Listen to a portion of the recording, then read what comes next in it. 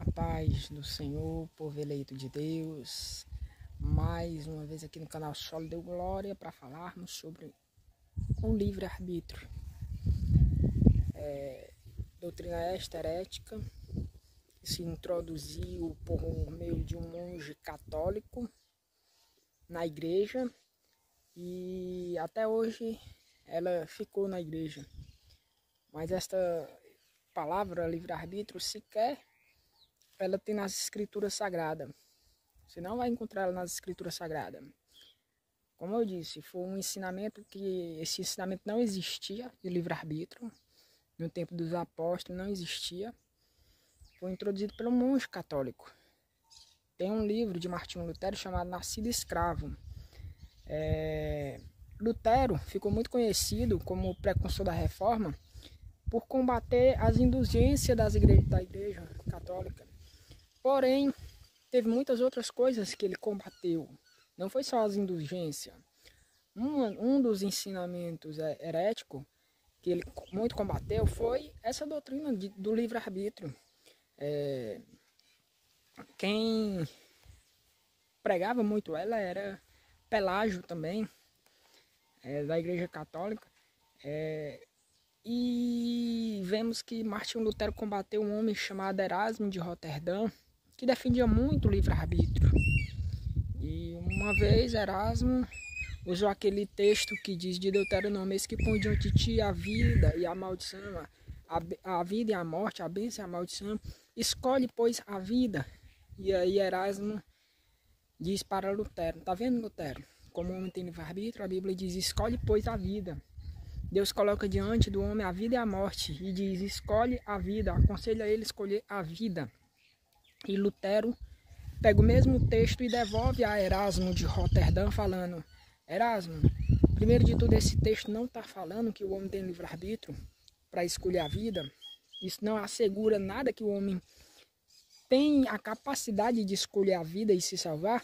Até porque se isto fosse uma realidade, não haveria, Erasmo, a necessidade de Deus enviar um Salvador para salvar quem já conseguia se salvar por meio de uma escolha, de um tal livre-arbítrio que você ensina. E diante dessa verdade, o que se há no texto é que Deus está provando o homem quando aconselha e diz: escolhe, pois, a vida. Deus não está dizendo que ele tem capacidade de escolher a vida e se salvar, mas está falando, está provando ele. É como se Deus estivesse falando o seguinte: escolhe a vida e se salva. E para que o homem viesse a tentar escolher a vida e se salvar, e não conseguindo, viesse a reconhecer com o tempo que não consegue, viesse pedir a sua ajuda. Era esta a intenção de Deus. E não falar que o homem tinha a capacidade de se salvar, porque torna a falar, se isto fosse uma realidade, o homem tivesse a capacidade de escolher a vida e se salvar desde o início, não haveria a necessidade de Deus enviar um Salvador por quem conseguiria se salvar. Vocês concordam comigo? Por aí a gente já vai tirando essa doutrina também de livre-arbítrio. Há muitos textos na Bíblia que falam realmente combatendo essa doutrina. Jeremias 10:23, não é do homem o seu caminho, e nem do que caminha o dirigir seus próprios passos. Você já viu aquela história, muitas das vezes, do indivíduo que estuda em uma faculdade para doutorado e não consegue muito êxito ali, não consegue passar para ser um doutor, se formar, então faz outra faculdade para advogado, outra área totalmente diferente, e então ele consegue passar e ter êxito. Acaba sendo um advogado e não um doutor. Você já viu muito essa história? Eu já vi. Então, aqui é um exemplo de que não é do homem o seu caminho, nem do que o caminho o guiar os seus próprios passos. Aparenta ser, mas na verdade não é, porque Deus, ele traça um caminho para cada um de nós. O salmista Davi vai dizer que tu me viste quando no meu nascimento, tu me teceste, e todos os meus dias foram escritos e determinados por ti, quando nenhum deles ainda havia. Deus, o salmista reconhece que Deus tinha escrito todos os seus dias no seu livro e que nada mudaria isso. Essa é a realidade. Eu não gosto muito de Bíblias de estudo, porque muitas das vezes fala determinados assuntos, mas não explica bem. Muitas das vezes falam ensinamentos heréticos, como eu vos falei. Então, eu falo com toda convicção sobre essa doutrina de livre-arbítrio, porque essa doutrina, ela só chama a atenção para o próprio homem. Ela leva um tipo de salvação meritória, de que, você fez por merecer, você escolheu. A Bíblia diz que, lá em Isaías, fomos achados, eu fui achado, porque nem perguntava por mim. Deus dizendo, entendeu? Há um povo que não se chama pelo meu nome, eu disse, és meu. Eu me deixei achar. Então, não foi nós propriamente que escolhemos os caminhos de Deus. Não. De maneira aparenta ser, né? Mas não é. Porque o próprio Jesus disse, não fostes vós para os seus discípulos que me escolheste a mim. Antes eu vos escolhi e vos designei para que vades e deis fruto. Então éramos errantes, como ovelhas que não têm pastor. Nós não escolhemos Deus, nós não escolhemos a vida, não, de maneira nenhuma. Tudo o que houve no processo da salvação foi que Deus tirou o coração de pedra de nossas vidas e colocou um coração de carne, sensível, para lhe amar. Enquanto Deus não faz isso no homem, o homem nunca vai optar por querer Deus. Porque quando eu falo que não escolhemos Deus, não escolhemos os caminhos de Deus, eu estou falando de início de tudo, princípio de tudo. Porque se Deus não agir no homem, o homem nunca vai querer Deus, nunca vai optar por Deus. Se Deus não tirar o coração de pedra do homem, coração duro, como o de Faraó, o homem nunca vai optar por querer Deus. Essa é a realidade. Mas quando Deus tira o coração de pedra do homem e coloca um coração sensível de carne, aí sim o homem pode optar por querer Deus. Mas antes de tudo, houve um trabalhar de Deus. Não como esse ensino herético do livre-arbítrio que diz que independente, Deus já fez sua parte, agora cabe você escolher ou não, optar ou não por querer Deus, não. Porque a própria Bíblia diz que os homens natural não compreendem as coisas de Deus porque ele parece loucura. E não pode discernir, entender, porque elas se discernem espiritualmente. Como ele vai escolher uma coisa que para ele é loucura?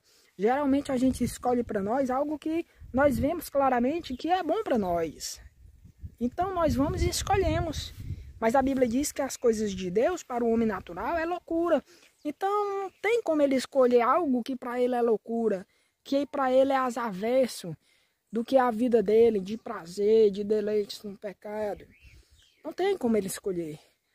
Agora, quando Deus faz o que fez em Lídia, aí sim acontece a salvação de Deus. Não é o livre-arbítrio do homem. Não é o livre-arbítrio do homem.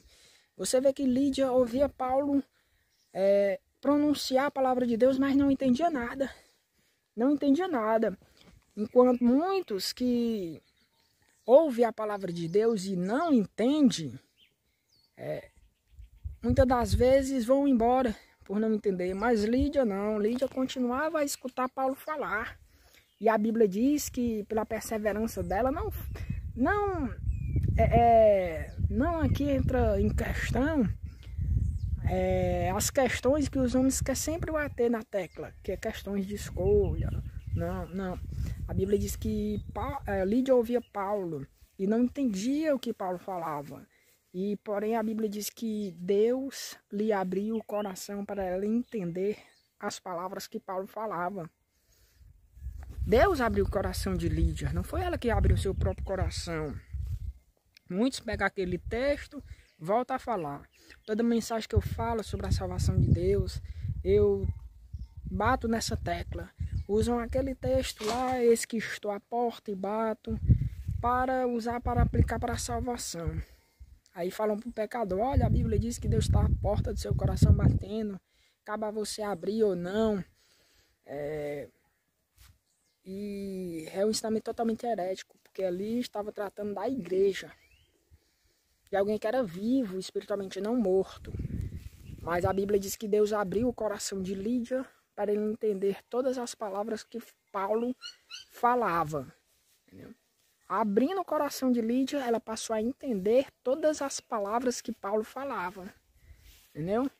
Aí você vê um diferencial. Entendeu? Porque Lídia passou ali a entender as palavras que Paulo falava. Ela apenas escutava ali, mas ela não entendia.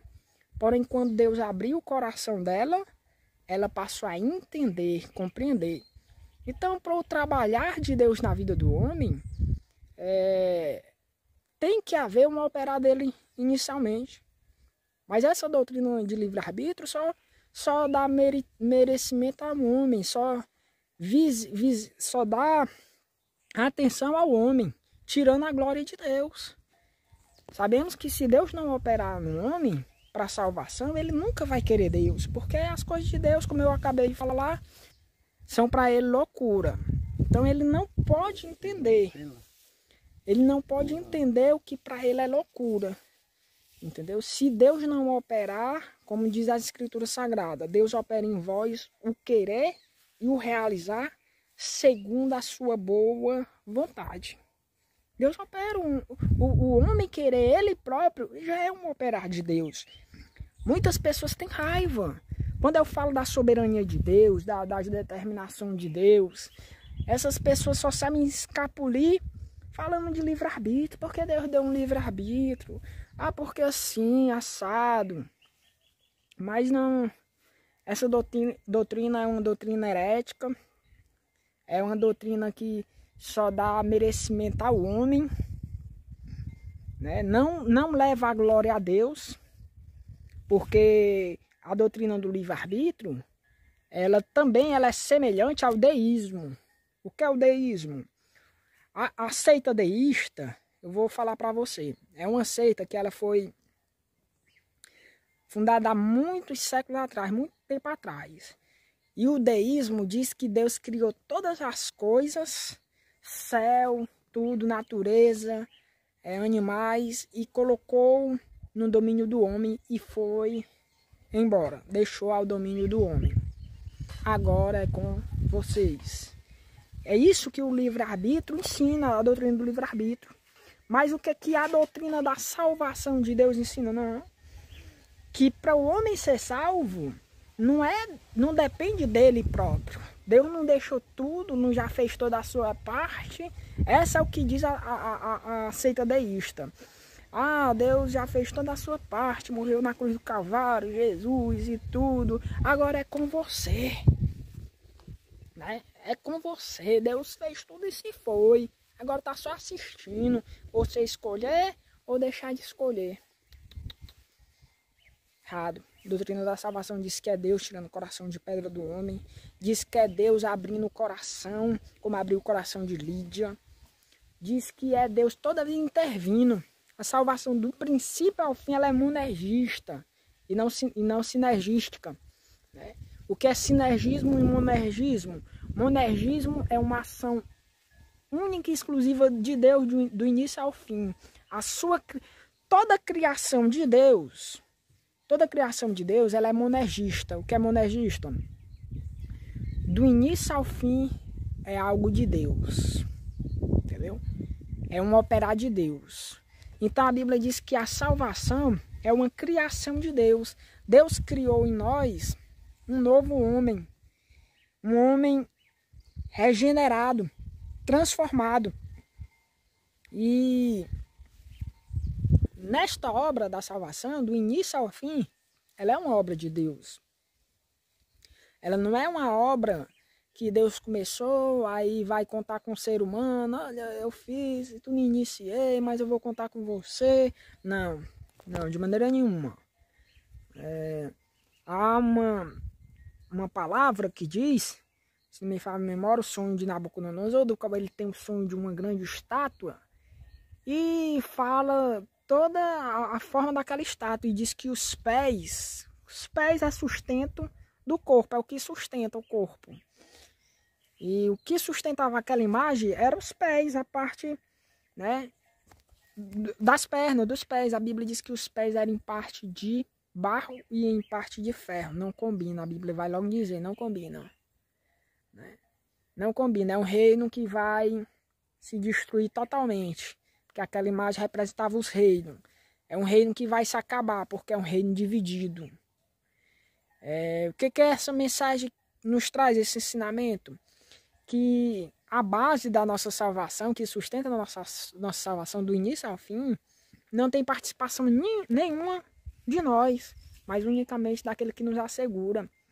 Judas diz que ele é poderoso para nos guardar de tropeço e nos aprestar santos e irrepreensíveis perante a sua glória. E há muitos textos que falam.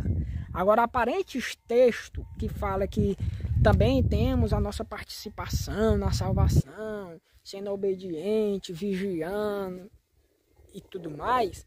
Isso é uma participação na salvação, mas não é uma participação para ajudar Deus a nos salvar. De maneira nenhuma, como o ensino herético do livre-arbítrio prega. Entendeu? A nossa colaboração, a nossa parte na salvação é uma parte do qual nós vamos trabalhar dentro daquilo que Deus nos deu, porém não é para sermos salvos, é porque somos salvos. Porque Deus nos salvou. Porque você não vai ver um ímpio a quem Deus nunca operou na vida dele, produzindo frutos dignos de arrependimento, frutos da salvação. Você dificilmente vai ouvir, você vai ver, nem ouvir, mas você vai ver alguém que Deus operou nele, frutos de arrependimento, de salvação. Então, eu venho aqui combater esse ensinamento herético de livre-arbítrio, porque é um ensinamento que só traz glória para o homem e nada de glória para Deus. Nada de glória para Deus. Sempre quando vem me falar, quando eu estou conversando a palavra de Deus com alguém, e aí eu falo, e aí o indivíduo ele não fala de livre-arbítrio, mas ele quer trazer esse ensinamento de maneira indireta. Ele vai dizer assim, mas tem sua parte, Deus fez tudo, se lhe salvou, mas tem a sua parte de vigiar, de orar, de jejuar e tudo. Aí eu só me vem à memória os versículos que dizem, tem a minha parte de vigiar, na verdade, mas a Bíblia diz que se o Senhor não guardar a cidade, em vão vigia o sentinela. Então, todas as minhas responsabilidades de orar, de vigiar, de jejuar, se consagrar, ela vai se tornar inútil se Deus não estiver na minha vida. Se Deus não estiver na minha vida, isso é uma realidade bem real. Quando a gente vê o caso do publicano e do fariseu, que os dois entraram no templo, e o fariseu vai dizer, Senhor, eu obedeço toda a tua lei, os teus princípios que diz a tua lei, não sou como esse publicano aí, pecador. Aí o publicano, bate no peito e diz assim, sabe que esse fariseu tem razão, Senhor? Ele tem razão, eu sou mesmo pecador, né? Eu sou falho, eu preciso muito melhorar diante de ti. E a Bíblia diz que quem saiu justificado foi o publicano, que reconheceu a sua condição, e não o fariseu. Por quê? Porque todos nós se encontramos na condição do publicano. O problema é que nos nossos dias odiernos, muitos que vestem um paletó se acham que não estão na condição do publicano, entendeu? Por vestir um paletó, botar uma gravata, acham que estão acima do bem e do mal. Acham que são a autoridade de Deus, não são. A gente vê o caso daqueles irmãos lá que falaram contra Moisés, Miriam e Arão, né? Miriam falou contra Moisés, recebeu uma punição de imediato. Arão Deus deixou para o final, entendeu? No final da vida dele, Deus tirar essa estola sacerdotal, tu vai morrer totalmente desonrado. Quer o quê? Tu quer morrer como um sacerdote meu? como autoridade minha, não. Entendeu? Deus arranca a máscara, ó, no fim do dia, nem que seja no fim do dia, mas arranca. Entendeu? Então, muitos se transvestem, né, de uma capa, de um paletó, e acham que não. Eles se colocam numa posição muito mais do fariseu. Não, eu tenho a minha consagração com Deus, né? É o meu devocional, e eu tenho o meu rebanho, né? Eu não sou como esse aí não, pregadorzinho de internet não, isso aí só prega internet, eu tenho o meu rebanho mesmo, entendeu? Ali, entendeu? Aí vamos ver no fim da história, entendeu? Vamos ver no fim da questão, porque o início é bom, entendeu? Gamaliel, um doutor da lei, que foi defender os servos de Deus que estavam presos, disse assim, ó, prenderam os servos de Deus, e Gamaliel disse assim, olha rapaz, deixa aí de mão esses homens, porque se essa obra é de Deus, ela vai pendurar, mas se não é, vai ser desfeita. Vocês não se lembram de Teudas e Judas, não? Recentemente se levantou Teudas e Judas se dizendo se alguma coisa, arrebatou para si multidões, ó, que eles poderiam até dizer, ó, que é meu rebanho, ó, entendeu? Eu sou pregadorzinho de internet, não, tá aqui meu rebanho. E a Bíblia diz assim, ó, com o tempo, ó, ficou notável que eles não eram nada, e as multidões que os seguiam se dispersaram, entendeu? Ou seja, não é o começo, porque muitas das vezes o começo realmente mostra isso, entendeu? Mostra o indivíduo arrebatando multidões, né, crescendo, arrebatando multidões, e aí até desprezam outros, como o fariseu desprezava o publicano. Eu não sou como esse aí não, pobre rei coitado que quer ser pastor e tudo, pregador de internet. Eu não sou como esse aí não, eu tenho rebanho mesmo, eu postar os meus rebanhos, escuto aqui, tudo e tal, entendeu? Aí vamos ver o processo todo, porque muitas das vezes o início é só o início, igual de Teudas e de Judas, mas vamos realmente ver, né, com o passar do tempo, porque quem é e quem não é, porque a Bíblia diz que João Batista não fez sinal algum. A Bíblia vai falar bem dessa maneira, João não fez sinal algum, porém dos nascidos de mulher, ele foi o maior, disse Jesus. Ele foi maior dentre os profetas e dos nascidos de mulher, sendo que ele não fez nenhum sinal. Segundo a ótica humana, quem olhasse para João, o que João tinha? Tudo que João tinha era uma mensagem, entendeu? É o que eu tô falando aqui, entendeu? A minha pessoa, não sou conhecida, eu não tenho fama, eu não tenho dinheiro, não faço milagre, não sou como muitos aí que andam fazendo milagres em nome de Deus, falando língua dos anjos, né, e tudo. Mas eu tenho uma mensagem. A mensagem é que combate, que fere as mentiras dos homens, os ensinamentos hereges dos homens. Então tudo que João Batista tinha era uma mensagem que feria o ego e o ensinamento errado dos homens. Entendeu? João, certa vez, disse assim para Herodes, não te aliste por ser a mulher do teu irmão. Entendeu? E ele pagou muito caro. Então tudo que João tinha era uma mensagem. Jesus vai dizer assim, ó, por ele não ser covarde, ó, e pronunciar as verdades que eu dei a ele, e tudo, dos nascidos de mulher não houve igual a ele. Tem muitos que recebem as verdades de Deus, ó, pega um baú, ó, vai lá no baú e bota lá as verdades. E aí muitas das vezes morrem com aquela verdade lá, ó, escondida. Aí no final das contas, Deus vai pedir conta. O talento que eu lhe dei, cadê? Ah, se o senhor me deu só um talento, eu fui e enterrei. Igual aquele homem. Aí Deus vai dizer, serve inútil. Por que você não multiplicou? Então a maneira de você repassar o que Deus lhe deu, você está multiplicando o talento. Você está fazendo o talento ao não ficar escondido. Mas ó, entendeu? Soprar. Então é isso, eu agradeço por tudo, em nome do nosso Senhor Jesus Cristo, e fica na paz, na graça do nosso Deus Pai, do Senhor Jesus Cristo. Amém.